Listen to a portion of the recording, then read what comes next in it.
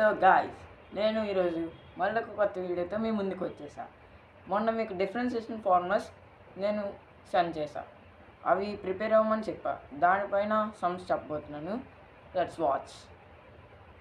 First sum, find the derivative of 6x² plus 12x minus 13 with respect to x.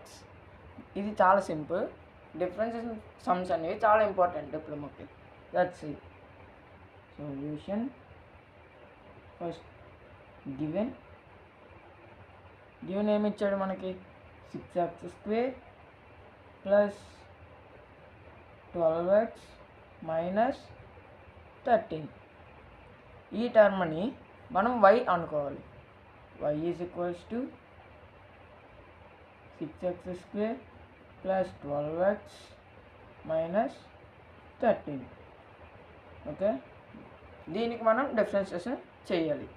Differentiation అంటే ఇక్కడ రాసుకోవాలి. Differentiation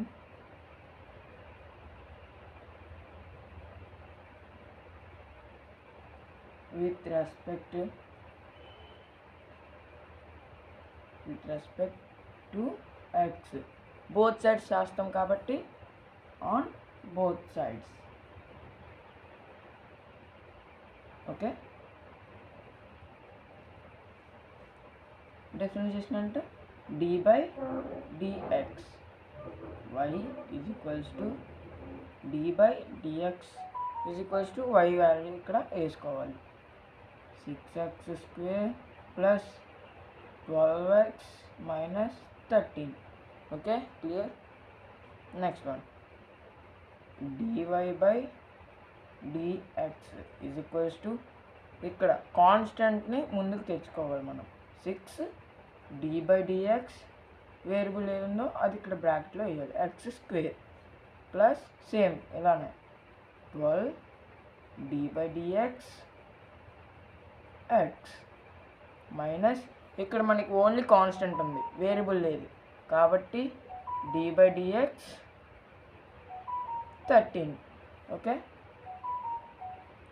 6కి 6, x² అంటే ఫార్ములాస్లోని 2x plus 12, x derivative value 1 minus ఏదైనా constant ఉంటే దాని value 0 is equals to 6 2 12 x plus 12 1 12 minus 0, 12x plus 12. Completed this sum.